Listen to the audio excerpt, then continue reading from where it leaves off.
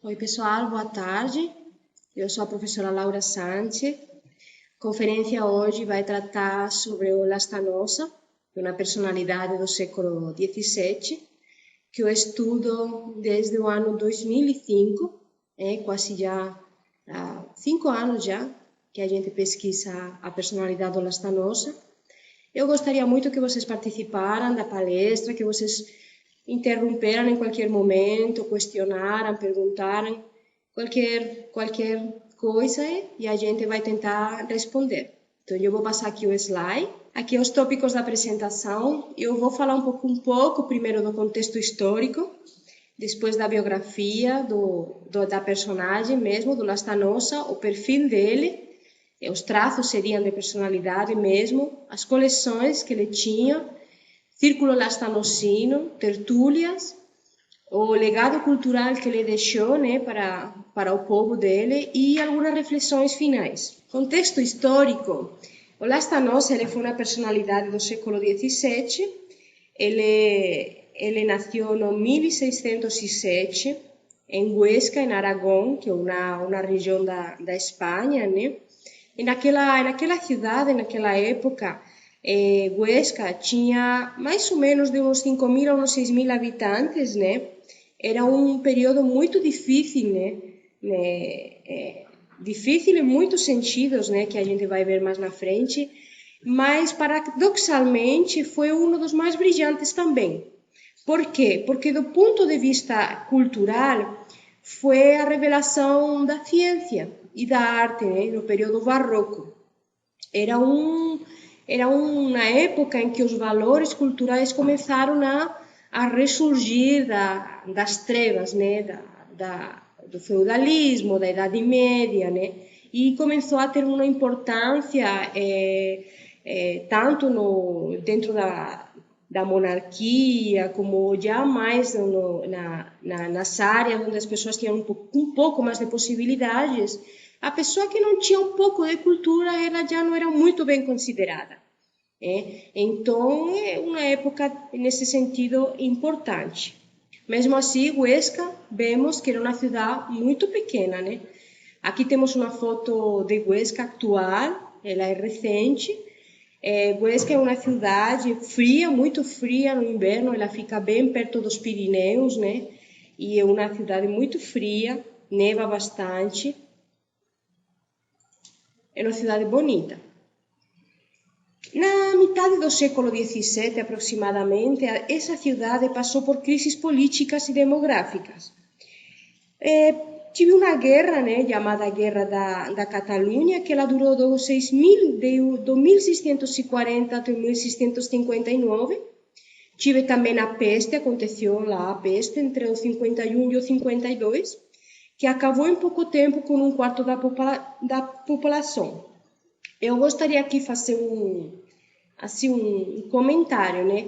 Precisamente nesses anos que aconteceu a peste, né, lá na Espanha, foram os anos que começou o primeiro curso intermissivo, né? A gente sabe, pelas informações do professor Valdo Vieira, que o primeiro curso intermissivo que aconteceu no extrafísico foi entre os 1651 e o 1652.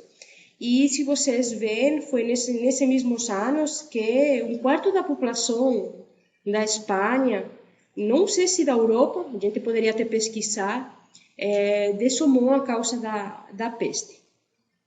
É uma doença muito comum naquela época, a causa da falta de higiene, né? Das condições.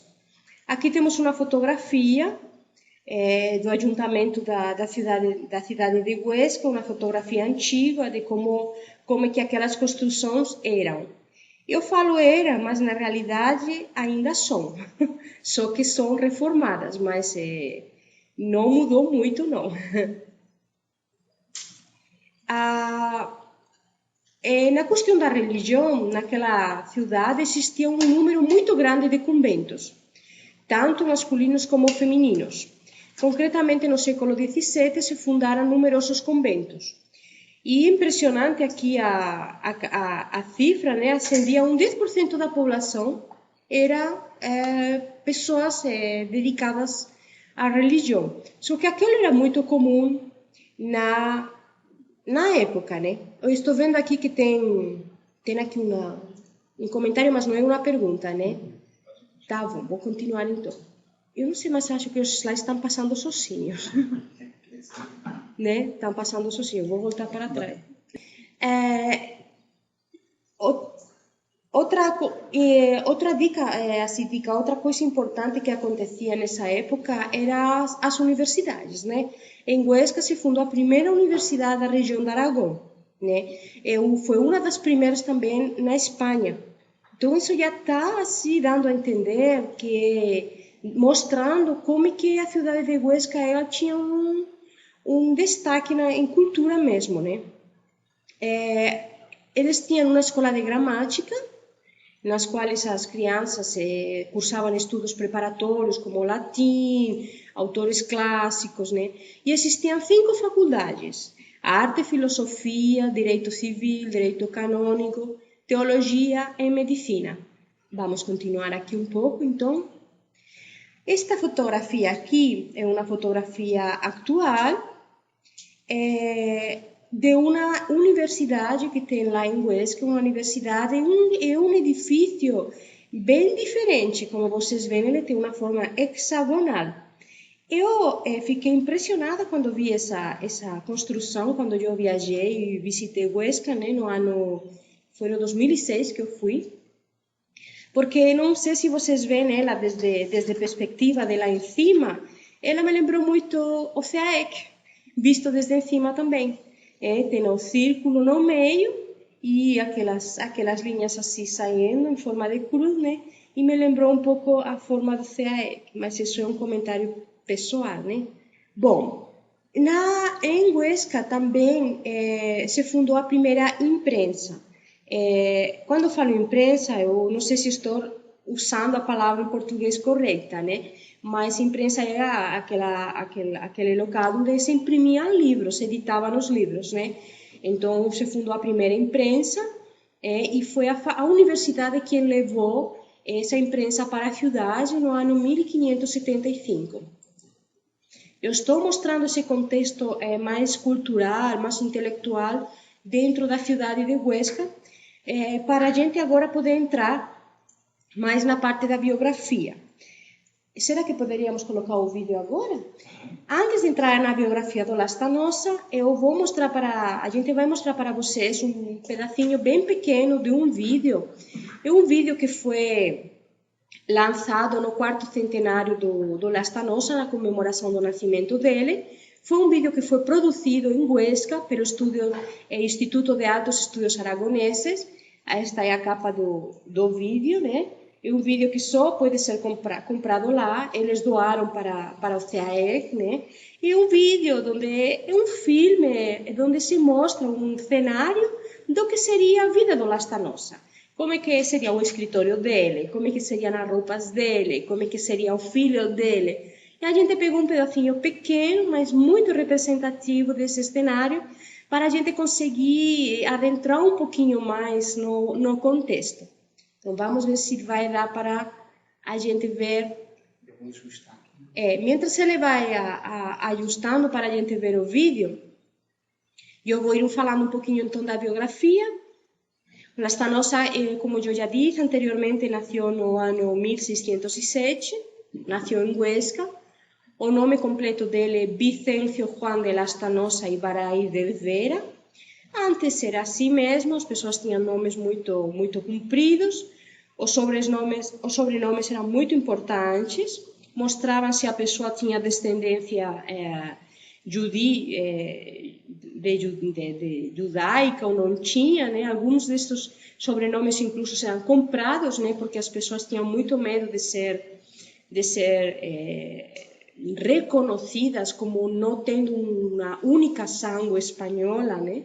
E ser expulsados, né? Como aconteceu de terras espanholas, ou ter que ser obrigados a se convertir à religião cristiana, ou perder todas as propriedades que tinham, enfim, essa série de coisas. E então, o sobrenome ele tinha que ser muito comprido e muito espanhol, né? Então, o Lastanosa tinha esse nome. Acho que já vai dar para colocar o vídeo, então vamos assistir ao vídeo dá 3 minutos breves, mas vale a pena a gente assistir.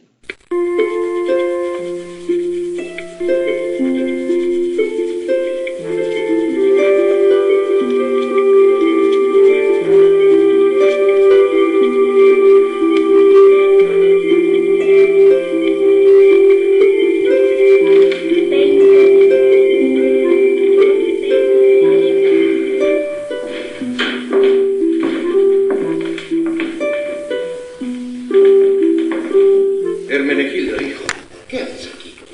Pues dibujaba las estrellas y la luna, padre. Pero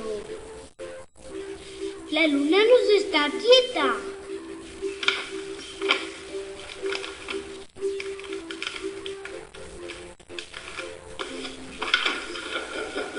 Has caído en la magia de Urania, hijo.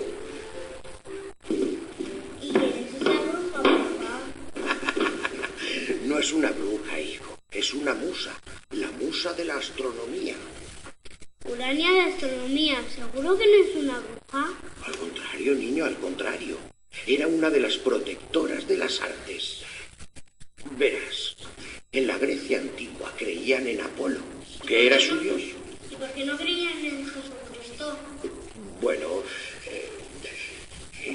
las hijas de ese dios eran las guardianas de las artes, y eran 9. Y Urania era la musa de la astronomía, porque inspiraba y protegía a quienes gustaban de admirar las estrellas como tú. Urania de astronomía, ¿seguro que no es una bruja? Seguro.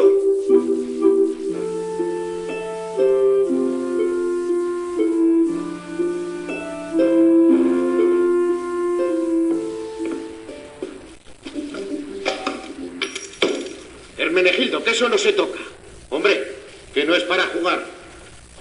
Te he dicho 1000 veces que si vienes aquí, cojas un libro y leas.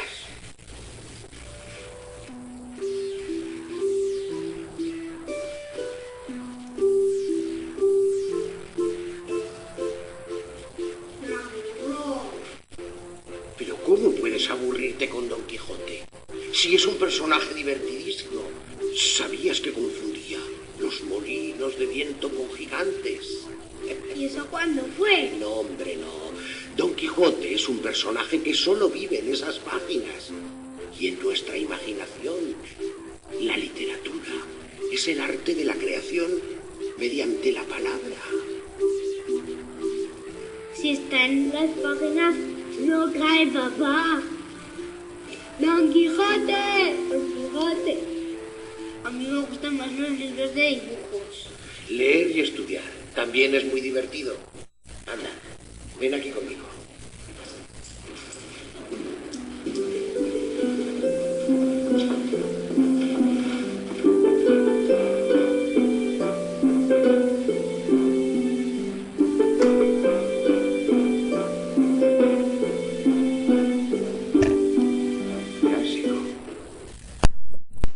Estamos aqui de volta, então é só uma amostra, né? Como não sei se não deu para ver com muita nitidez, mas ele mostra o escritório, as roupas dele, né? Como ele já tentava passar toda essa ideia de cultura, de amor por o estudo, pela leitura para seu filho, né?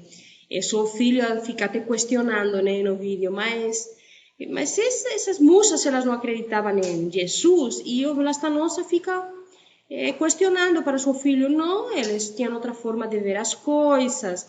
Aí o filho fala, mas então elas eram bruxas, né? Porque naquela época não podemos esquecer que estamos em um contexto ainda da Inquisição, né?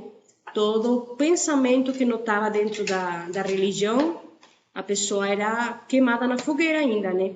Então, ele já tem uma mente mais aberta e fala para seu filho, não, elas não eram bruxas, elas eram musas da Grécia, elas eram diferentes, né?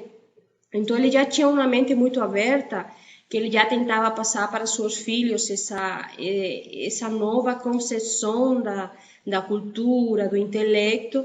Ele sempre tentou passar tanto para seus filhos, como a gente vai estudar mais na frente, para o povo todo.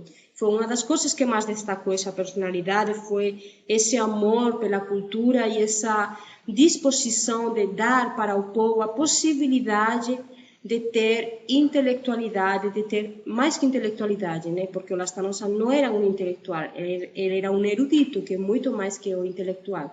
A gente entende como erudito, como erudição, muito mais que um conceito de intelectualidade, certo? Ele é mais abrangente, mais generalizado. Bom, o Lastanosa, ele ficou órfão de pai, né? No 1619, e isso impediu que ele pudesse estudar na universidade, né, da sua cidade. Isto permitiu, em certo modo, o que parecia um impedimento, permitiu que ele tivesse um preceptor, que foi Francisco Antônio Fuster, um canônigo da catedral da cidade. Esse preceptor ajudou muito o Lastanosa, durante uns anos, foi um professor que ele tive particular, né? A gente sabe que o conceito de preceptor é aquele professor particular que a pessoa tem para ela, né? E a gente aprende muito mais com preceptor, obviamente, né? Porque é uma educação bem direcionada para a pessoa.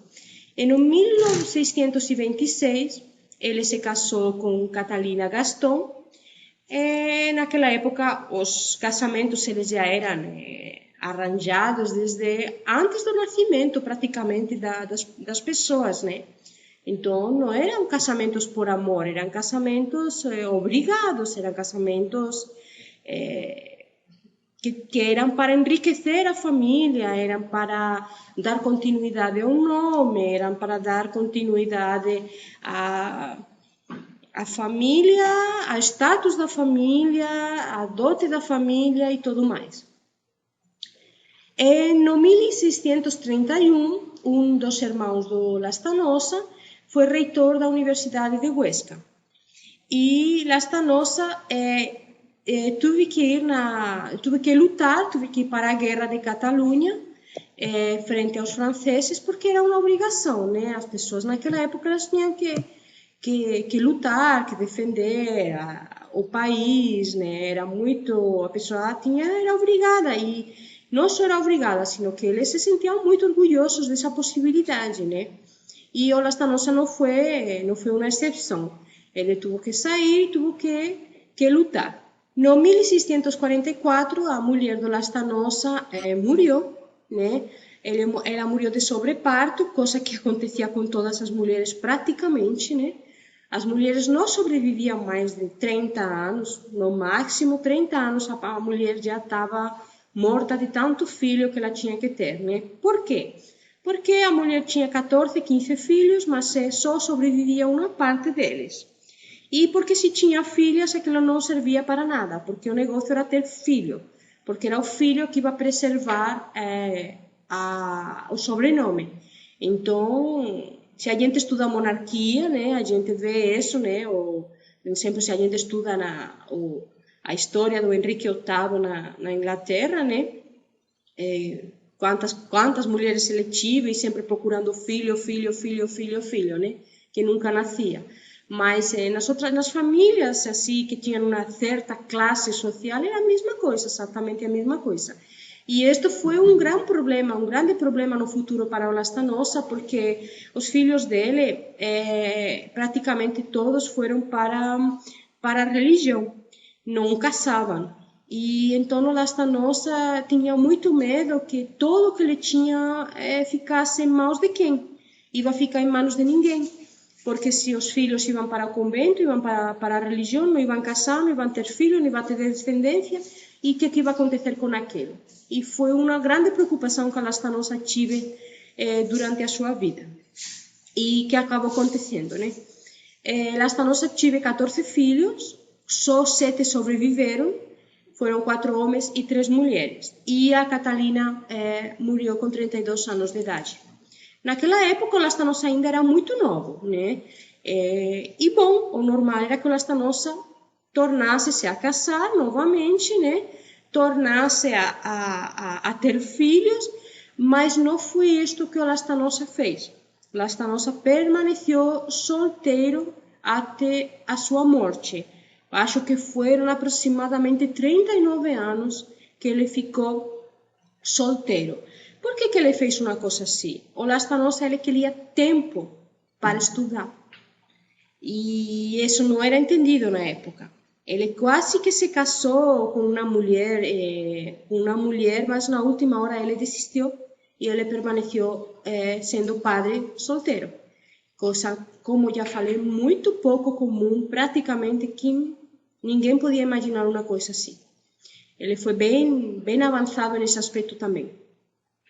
Em 1645, o Lastanosa publicou um dos seus primeiros 2 livros, né? Ele publicou 2 livros, os 2 eram sobre numismática.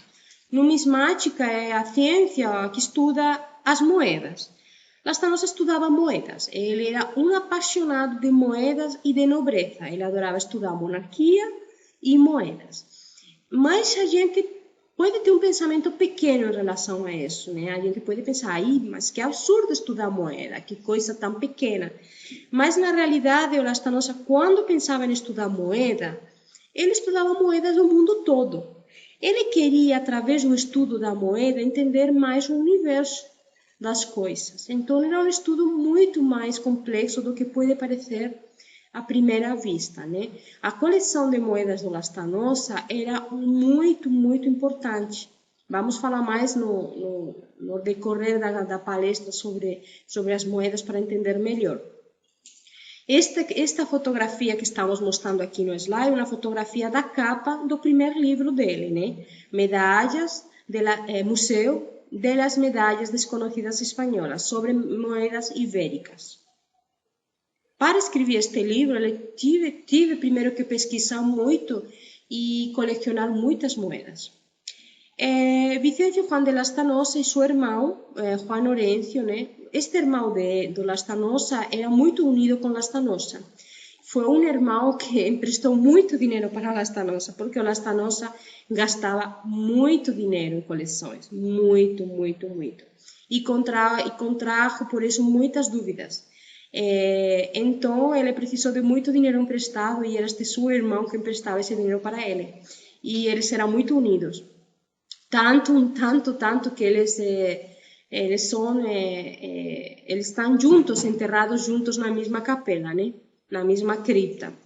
Eles construíram uma cripta que até hoje é considerada um museu praticamente, é um conjunto de arte barroco.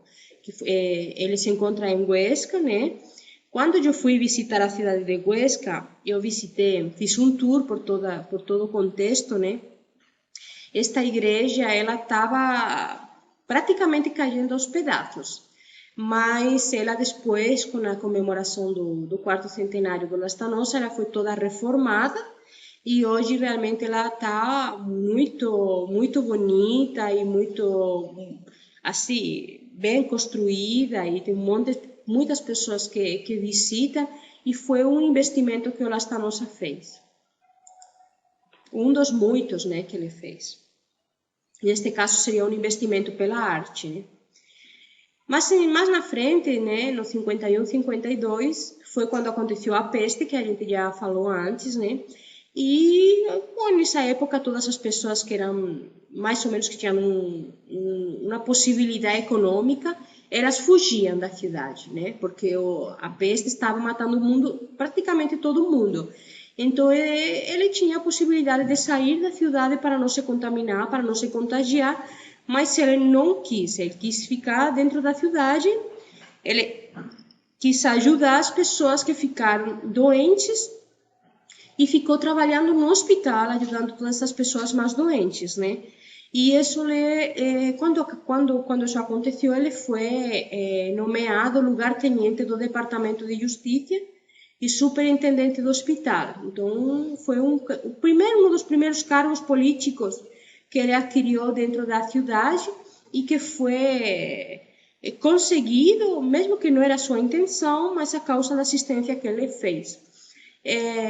Foi uma decisão dele, ele quis mesmo ficar lá e ficou para ajudar, e ele não se contagiou e saiu bem daquela, não aconteceu nada com ele.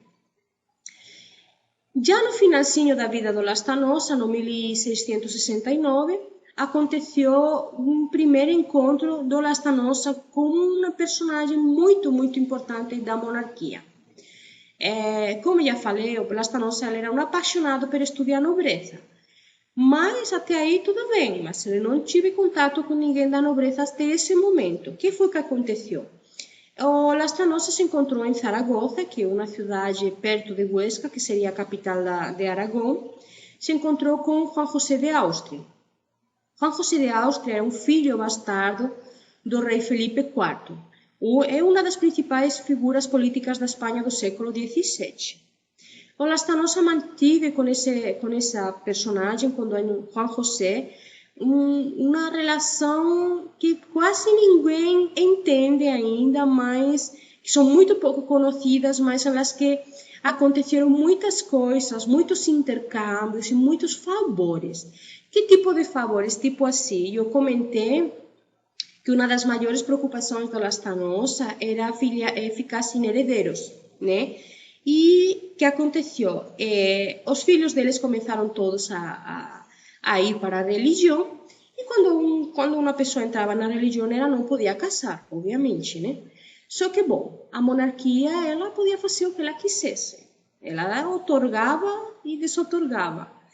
Então, o Lastanosa pediu para Juan José de Áustria o favor de conceder a um dos filhos do Lastanosa poder casar. Um filho que estava dentro da religião.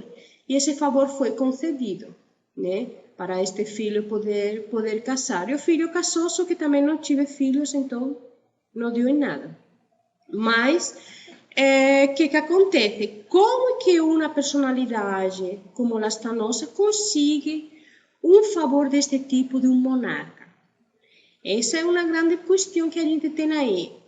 A hipótese das minhas pesquisas é a seguinte: o Juan José de Áustria, ele também era colecionador de moedas. O Lastanosa chegou a ter tanta cultura em seu entorno, chegou a ter tantas coleções, tantos artefatos do saber, que ele foi um ícone dentro do ambiente monárquico. Por quê? A monarquia, ela tinha esse tipo de amor pela cultura também. Monarquia, a maioria desses monarcas, incluso sobretudo esses monarcas mais do século XVII na Espanha, eles eram monarcas bem estudiosos todos. Eles tinham bibliotecas muito grandes, coleções, quadros, pinturas. Então, Lastanosa, que não tinha nada a ver com a monarquia, tinha mais artefatos, mais livros, mais cultura, mais intelectualidade que eles. Quem que era aquele homem? O que ele estava fazendo naquela cidade pequena?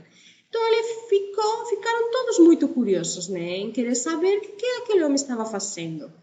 Então, aí eles começaram a ficar curiosos, e uma das consequências foi esta amizade entre Juan José de Áustria e o Lastanosa. Incluso o segundo livro que o Lastanosa publicou foi dedicado para Juan José de Áustria. Podem ficar à vontade para perguntar aqui, tá?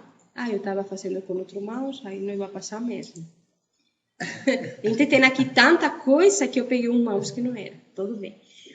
1671-1672, Lastanosa é um dos 8 deputados do Reino de Aragão. O que aconteceu? A partir dessa amizade do Lastanosa com Juan José de Áustria, Lastanosa foi crescendo dentro da política. Então, assim, os últimos anos da vida do Lastanosa, o Lastanosa se envolveu muito politicamente e monarquicamente. Isso foi bom? Não foi bom? Bom, eu não sei, mas foi o que aconteceu.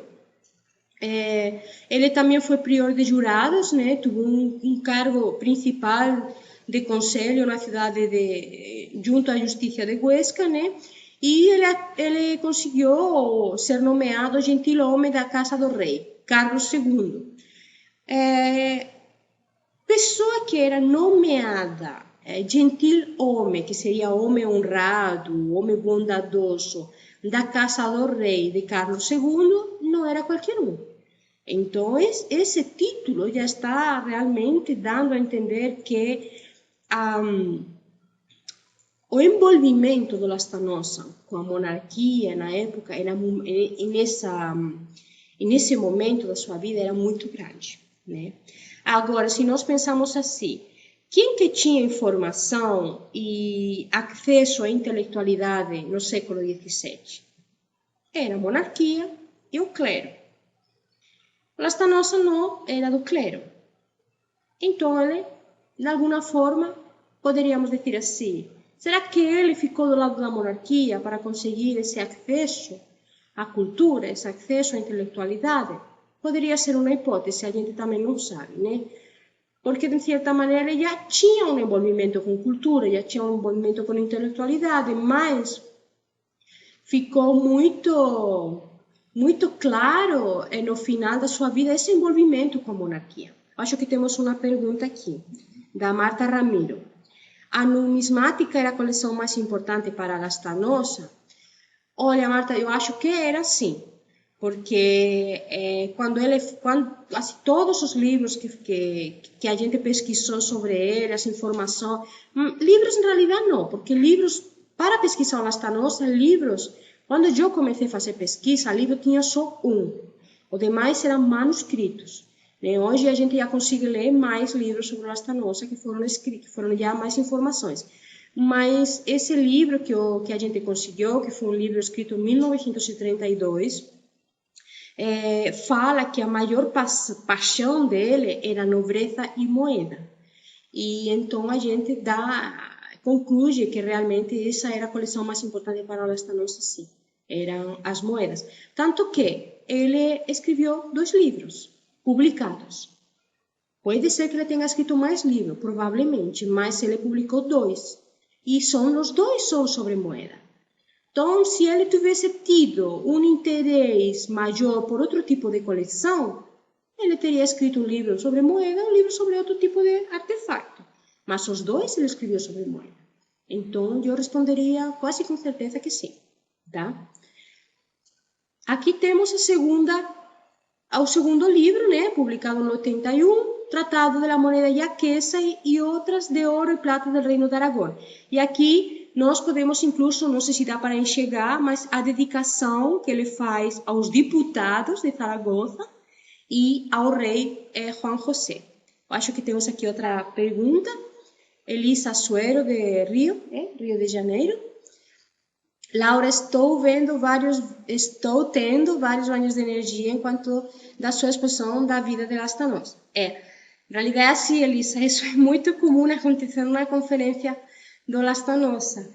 Eu acho que esta é a 3ª ou a 4ª conferência que eu dou sobre o Lastanosa, e esse teu comentário é o comentário que mais sempre eu recebi das palestras do Lastanosa. A Marta está falando, eu também.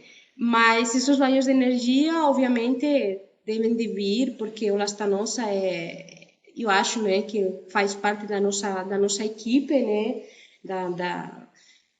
que nós somos, nós não sei se somos, mas nós tentamos ser muito mental-somáticos, né, dominar a emoção e tudo mais. Então, obviamente, estamos falando de uma pessoa que tem tudo a ver com o quê? Com holoteca. Quando a gente fala de coleção, a gente está falando de holoteca. O professor Valdo, ele conseguiu essa nossa holoteca aqui do CAE depois de 60 anos de coleção dele, pessoal. Então, obviamente, o Lastanosa, ele tem muito a ver com esse nosso trabalho hoje aqui, né? Então, por exemplo, o Lastanosa não tinha curso intermissivo, porque quando ele nasceu era 1607. O primeiro curso intermissivo foi em 1651-52. Mas o que ele fez foi impressionante. Naquela época, vamos só pensar, 400 anos atrás, né? Esse amor por querer saber, por querer entender, por querer estudar. Então, é um exemplo, ainda 400 anos depois, ele continua levantando toda essa poeira, então, continua nos ensinando, continua nos motivando para estudar, continua nos motivando para pesquisar. Eu acho que esses banhos de energia têm tudo a ver com nós, porque é isso que nós temos que fazer. Nós temos que estudar, nós temos que virar mental-soma puro. E o exemplo do Lastanosa ajuda a isso, cada dia. Ele é um exemplo a seguir mesmo, né? Então, é por aí mesmo que a gente tem que continuar. Estudar, estudar, estudar muito sempre. No 1681, Lastanosa dessumou. Impressionantemente, ele já tinha 74 anos. Hoje, uma pessoa morir com 74 anos é uma coisa até que a gente pode falar, nossa, morreu novo, né? Mas na época não. Na época se moria com 40 anos. Mas ele conseguiu viver até os 74 anos de idade. Por que ele conseguiu viver tanto tempo? Ele tinha intelectualidade. Ele estudava. Ele, por exemplo, uma das coisas, até respondendo a Marta, né? Uma das coisas que ele também era muito interessado, Marta, era na alquimia, né? Que é a ciência que estuda através do ouro, né? De outros metais, ele estuda como curar doenças e como alongar a vida o máximo possível, né? Lastanosa, ele gostava tanto da alquimia que ele trouxe para sua casa um italiano chamado Nadal de Varonio, que era um alquimista, e ficou com ele, não sei se foram 4 anos, e pagou todo para ele, a estância, as viagens, para ficar pesquisando para ele. Que ele queria o metal que curara e que alongara a vida dele e dos seus amigos. Então, a inversão que ele fazia em querer descobrir, em querer ajudar, sempre foi muito interessante. Tem agora, incluso, um livro que foi publicado por 2 pesquisadores universitários da Espanha, e foi publicado em inglês, foi publicado pela uma universidade americana, que fala sobre esse processo do Lastanosa com a alquimia. Muito interessante esse livro, você pode encontrar pela internet e comprar pela internet, é todo em inglês, né? Hoje em dia já podemos até encontrar pesquisas do Lastanosa em inglês. Quando eu comecei a estudar Lastanosa, a gente não encontrava nada. Hoje é uma maravilha, né? Bom, então ele dessomou, morreu com esses 74 anos de idade, né? E aí que vem a questão. O que aconteceu com todo que o Lastanosa tinha, né? Vamos pensar, né? Pois é uma pena, mas todo sumiu, né? Vamos ver a primeira coisa. O que foi o primeiro que sumiu? Foi o palácio dele.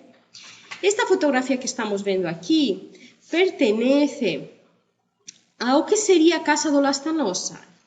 Este edifício é um edifício que há exatamente colado da casa antiga do Lastanosa. Seria a casa do vizinho, né? Essa casa pertencia à família Climent. A família Climent era uma família, incluso muito unida à família Lastanosa, né? Uma das filhas da família Climent casou com um dos filhos do Lastanosa. E essa casa da família Climent foi conservada, incluso já foi reformada, vocês veem que está bem bonitinha, né? Mas o que aconteceu com a casa do Lastanosa? Vamos ver aqui. Essa é a casa do Lastanosa. Essa foto fui eu que tirei, né? Quando fui lá na Espanha. É uma casa nova. A casa do Lastanosa foi derrubada e foi construído isso aí. Tem uma farmácia, uma livraria e pouca coisa mais. Foi totalmente destruída, não foi conservada. Esta aqui, essa porta aí que a gente vê, é a porta que é de entrada ao local onde o Lastanosa está enterrado junto com seu irmão. E essa escultura que vemos do lado é uma escultura a tamanho natural, que fica do lado da tumba. É tumba que se fala? Tumba, cripta, né? Onde ele está. Eu visitei esse local, né? Eu fui muito afortunada porque eu fui levada da mão de um dos pesquisadores lá do Instituto de Estudos Alto-Aragoneses em Huesca, que quis me mostrar todo, um local onde ninguém pode ir, mas ele me levou lá. Quando ele me levou lá, aquilo estava totalmente destruído. Hoje, como já falei, está tudo reformado, mas... Bom, gente, eu entrei naquele local, era todo sucio, todo poeira, todo tela de aranha por todo lado, se caindo aos pedaços. Mas a escultura do Lastanosa é de mármore, foi ele que mandou fazer. E a energia lá não estava ruim, não. Por incrível que pareça, não estava ruim, não. E essa parte daí pertence a uma catedral que foi construída por ele também, por Lastanosa. Hoje se pode visitar isso tranquilamente, está todo reformado, todo bonito, e pode ser visitado. No século XVIII aconteceu muita falsificação de documentos sobre o Lastanosa, sobre a família, sobre o palácio, sobre a biblioteca, enfim, sobre um monte de coisas que aconteceram com ele. E isso deu uma confusão muito grande nas pesquisas. Até que não foi descoberto que tudo isso era falsificação, as pesquisas sobre o Lastanosa ficaram muito difíceis, né? Muito difíceis. Enfim, tudo isso aqui que eu estou falando aqui, vocês podem aprofundar depois, se vocês precisam, vocês desejam, né? Podem aprofundar melhor, que seriam as falsificações mesmo, né? Que falavam que a família que o Lastanosa, a casa do Lastanosa foi visitada por reis e tudo mais, mas tudo isso não é certo, né? Isso não aconteceu.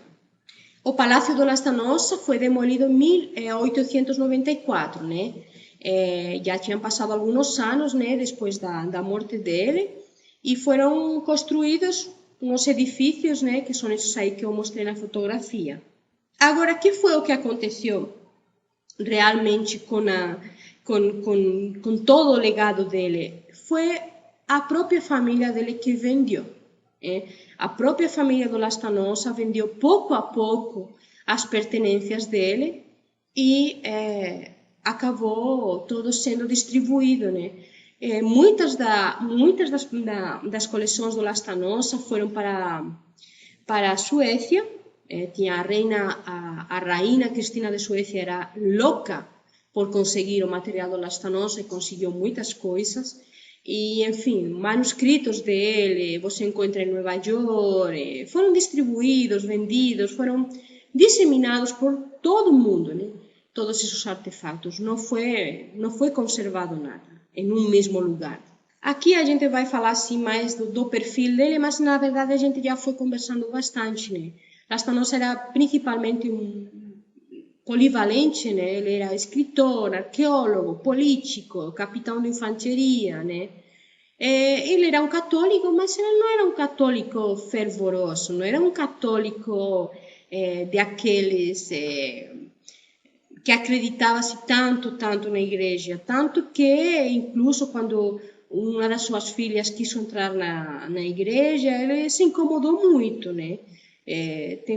Porque ele queria que sua filha ficasse do lado dele, né? Que era a sua filha Catalina Lastanosa, e incluso ele chegou a brigar muito com um erudito que era muito amigo dele, porque o erudito levou a filha para a religião, e ele queria que a filha dele ficara do seu lado, que a filha fosse intelectual, que a filha chegara a ser erudita, e a filha foi para a religião, e ele ficou muito chateado com isso. Então isso a gente tira a conclusão que ele era religioso, sim, que naquela época não tinha outra opção, né, também, mas não era uma coisa assim muito, como poderia dizer, arraigada dentro dele, né. Ele tinha poliglotismo, né, falava francês, latim, grego, hebreu, entre outras línguas, que ele aprendeu sozinho, de forma autodidata. Ele também era tradutor. Ele traduz um livro de alquimia do francês para o latim, acho que foi, do latim para o francês, não estou lembrando bem. Né? Mas e acumulava todos aqueles artefatos que ele podia ter. Né? Ele escrevia poesias, escreveu os livros sobre numástica. Parece que escreveu mais livros, como já falei anteriormente, mas se perderam, não foram publicados. A gente não sabe sobre que assunto também, né? Tive que participar na Guerra da Catalunha, como falei. Aqui também já falei que ele atuou na peste, né? Ele era muito assistencial nesse aspecto, né? Tinha títulos de nobreza, tinha relações com realeza, religiosos e intelectuais. Ele era muito comunicativo, muito extrovertido, Lastanosa, né? Também era muito impulsivo. Ele fazia um fichamento exaustivo de todas as suas obras. Tem um manuscrito onde estão fichadas todas as obras dele. Impressionante esse arquivo, muito interessante de ver. E uma das coisas que são muito interessantes para nós estudar aqui na Conscienciologia, nós que temos o tertuliário, nós que temos as tertúlias com o professor Valdo já faz 8 anos, né? Lastanosa também tinha tertúlias. Na verdade, não sei se vocês sabem, né, a etimologia da palavra tertúlia. Tertúlia vem da Espanha, uma palavra, um conceito da Espanha, né? Então, ele tinha tertúlias, estas tertúlias eram realizadas na sua casa, onde ele congregava eruditos, pintores, intelectuais, escritores, poetas, e eles faziam reuniões onde dialogavam sobre livros, assuntos do momento e tudo mais. A gente vai falar mais na frente também. As coleções. O que eu mais destacaria aqui das coleções é o seguinte. Quando a gente fala de coleção, o que mais impressiona do Lastanosa, o que mais impressionou o professor Valdo, quando o professor Valdo descobriu a personalidade do Lastanosa, ele ficou impressionado com o seguinte. Lastanosa, nas suas coleções, uma das suas coleções, ele dominou teca. Uma das coleções do Lastanosa, o nome da coleção acabava no prefixo teca. E nós temos nossa holoteca. E todas nossas tecas são... todo é teca. Temos a videoteca, temos a revistoteca, a videoteca, a minuricoteca, todo é teca. Mais 400 anos atrás, Lastanosa já deu esse nome de teca para uma das suas coleções. Isso mostra uma visão, quase uma cosmovisão da intelectualidade muito grande. Isso chama muito atenção, né? Esse conceito de teca que ele já usava nas suas coleções, 400 anos atrás. Aqui tem uma frase que fala assim: el que va a Huesca y no ve casa de Lastanosa no ve cosa. Quiere decir o quê? Você quer ver o mundo? Vai na casa de Lastanosa, que lá tem tudo. Era um verdadeiro museu vivo o que ele tinha na sua casa. Moedas. Ele tinha mais de 8.000 moedas. Dactiloteca. Ele tinha camafeus, né? Que são ainéis romanos esculpidos em pedras preciosas, né? Sendo que muitos deles serviam de adornos e de talismãs. Ele não tinha só peças da Espanha, obviamente, ele conseguia peças do mundo todo, né? Das Américas, da China. Ele era apaixonado, sobretudo, por artefactos do Oriente. Ele mandava trazer desde o Oriente todos esses artefactos para ele. Ele tinha pedras preciosas, em torno a umas 2.000 peças. Imaginem todas essas quantidades que eu estou falando dentro da casa de uma pessoa. Né? Pinturas, obras atribuídas a Durer, Carvalho, Rivera, Tiziano, Tintoretto, originais, ele conseguia. Óbvio que ele pagava, né?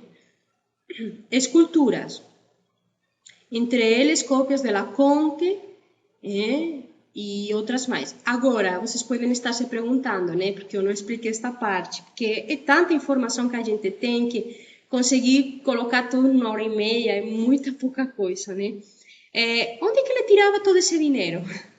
Bom, o que aconteceu? Lastanosa ficou herdeiro universal de uma fortuna muito grande. Normalmente essas fortunas de famílias elas eram divididas entre vários filhos, mas o que aconteceu com o Lastanosa foi que ele ficou herdeiro universal. Moriram várias pessoas, né, que teriam direitos a essa fortuna. No mesmo ano morreu o pai, morreu a irmã, enfim, o avô, e ele ficou herdeiro de uma quantidade de dinheiro muito grande. E ele usou todo esse dinheiro para esse fim, né? Se o Lastanosa não tivesse essa herança, será que ele tivera conseguido fazer tudo isso? Provavelmente não. Provavelmente ele, como vocês falam aqui no Brasil, teria que ter dado um jeitão, no caso, não um jeito, um jeitão. Mas ele tinha esse dinheiro e ele usou com essa finalidade. Finalidade totalmente intelectual. Ele colecionava restos arqueológicos, vestígios romanos incluso, ele colecionava. Agora, como é que ele fazia essas coleções? Ele colocava os artefatos de forma que, Quando ele recebia visitas em casa, ele mostrava o artefato para a pessoa, certo? E aquele artefato, ele não estava isolado. Ele estava perto de outros artefatos que faziam conexão com a ideia principal daquele artefato, para que a pessoa conseguisse abrir a sua mente a outras ideias. Não sei se dá para entender o que eu estou explicando. Tipo assim, eu tenho aqui uma caneta, eu vou mostrar uma caneta. Mas eu perto desta caneta eu vou colocar, sei lá, este livro, né? Aí eu tenho o meu livro aqui, se dá para ver aqui o livro, né? E aqui a caneta.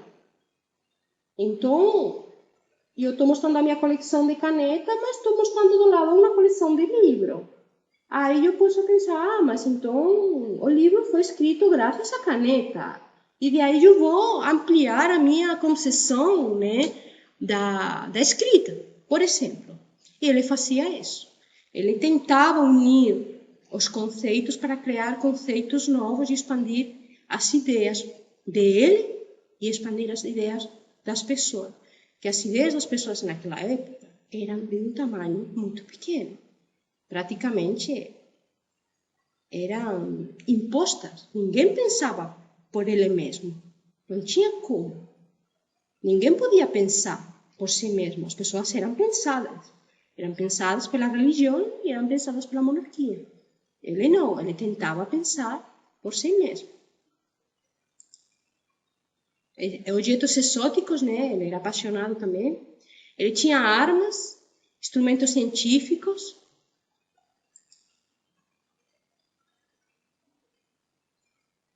Mapas, atlas, que na época não se chamavam atlas, não existia nem essa terminologia ainda, né? Eram mais mapas estendidos, todos coloridos, né? Tinha globos terrestres também, tinha fósseis, ossos, conchas, corais, ovos, pássaros, insetos. Todo isso distribuído por a casa toda. Ele tinha, assim, uma casa-museu, né? O que a gente chamaria hoje de gabinete de curiosidades, né? E era um microcosmo, né? E, se a gente pensa assim, né? Muitas vezes a gente fala assim, por exemplo, o conceito de holoteca. Você entra na holoteca e você vê coleções. Dentro dessas coleções, você tem uma coleção que é a biblioteca, né, que é coleção de livros, mas tem coleções de conchas, tem coleções de moeda, tem coleções de muitas outras coisas. Qual que é a principal finalidade da holoteca? É expandir a cabeça da pessoa para uma cosmovisão, uma visão do universo. Até que ponto Lastanosa não estava fazendo já isso? Ele estava tentando ter uma cosmovisão 400 anos atrás, que hoje nós estamos tentando ter ainda. Muito avançado. Temos aqui uma pergunta da Elisa Suero, do Rio de Janeiro, que fala assim: expandia assim o dicionário analógico das pessoas com essas tecas? Exatamente. Expandia o dicionário cerebral analógico, pelo menos ele tentava. Né? Tentava fazer. E a ideia dele era essa mesma, Elisa, era expandir a ideia, o dicionário, era que as pessoas conseguiram associar ideias, fazer uma associação de ideias. Porque as pessoas naquela época não conseguiam pensar grande. É impossível. Não sei se você conhece um pouco de história essa parte da história, século XVI, XVII, mas era dureza, né? Porque era o ressurgimento das trevas, né? As pessoas estavam saindo da Idade Média e foi no século XVII, né, que foi instituída a ciência, né? Com Descartes e tudo mais. Então, estava tudo começando. Tudo era pouco a pouco. E ele estava já nesse trem com a corda toda, né? Mas então, sim, respondendo a tua pergunta, ele estava tentando mesmo não só expandir, sino às vezes que a pessoa começara a ter um vocabulário analógico, que não tinha. A pensar. Agora, eu faço uma pergunta para ti, Elisa. Você acha que ele era compreendido pelo povo? Que entendiam o que ele fazia? Não. Quase ninguém entendia o que ele fazia. Obviamente, o seu círculo de eruditos, sim, mas o resto não. Aqui outra pergunta da Marta. Algum filho dele se interessou pelo trabalho que ele desenvolveu? Não, nenhum. Nenhum dos seus filhos se interessou. Tanto que eles foram os que venderam depois o patrimônio dele todo, para ter dinheiro. E a Elisa fala assim, creio que não também. E eu acho que esse creio que não também, ela está se referindo a outra resposta, provavelmente. Bem, ele tinha manuscritos também, aproximadamente 1000 títulos, né? Em sua biblioteca. Tinha uma biblioteca muito completa para a época, porque hoje, por exemplo, nós na biblioteca temos aproximadamente, se não me engano, uns 77.000 livros. O Lastanosa tinha 1000. Mas se a gente dá um desconto de 400 anos atrás, eu acho que a proporção está muito boa. A Biblioteca de Lastanosa foi um magnífico exponente da Europa barroca. A ela perteneciam obras impresas de mais de 30 cidades, excluindo as espanholas, de diferentes países europeus. São os minutos que quedam, né? 20 minutos. Isso? Ok. Nos últimos anos se estão localizando bibliotecas espanholas estrangeiras a partir do Ex Libris de Vicente Juan de Lastanosa, muitos livros impressos que eram dele. O que é o ex-libris? O ex-libris é a marca do proprietário, né? Ele tinha um ex-libris, né? E através destes livros estão encontrando em várias bibliotecas do mundo livros que eram da sua biblioteca. Então, isso comprova, uma vez mais, que foram vendidos e foram expandidos por o mundo todo. O círculo lastanosino era um círculo que seria um vínculo amistoso entre os intelectuais da época, onde todos eles versaram suas inquietudes intelectuais, através das tertúlias que o Lastanosa realizava. Essas tertúlias, o Lastanosa realizava na sua casa, e ele também mantinha essas tertúlias através de correspondências com eruditos da Itália, da França, enfim, da Europa toda, né? Ele mantinha correspondências bem frequentes. Incluso não se fala em nenhum local que o Lastanosa viajou. Eles falam que não viajou, que nunca saiu de Huesca ou de Zaragoza, como muito foi até Zaragoza em Madrid. Mas eu me questiono isso, porque o Lastanosa mantinha umas relações muito íntimas com italianos e com alguns, sobretudo com alguns franceses, intelectuais muito importantes. Incluso intercambiou biblioteca, intercambiou artefatos, documentos. Tem incluso um intelectual da Europa que doou, quando morreu, a sua biblioteca pessoal para o Lastanosa. Fica muito difícil pensar que ele nunca fez uma viagem para esses locais para conhecer os museus que esses intelectuais também tinham. Eles tinham também museus, só que nenhum superava o museu do Lastanosa, mas eles tinham também museus. Então, fica difícil pensar que ele nunca tive curiosidade de visitar o museu de um amigo na Itália ou na França. Claro que naquela época ele ia viajar a cavalo ou ia viajar de navio, mas fica difícil pensar que para um personagem tão curioso, tão inovador e tão avançado, ele nunca viajou. Estranho, mas não figura essa informação em nenhum local, tá? Vamos aqui passar mais um slide.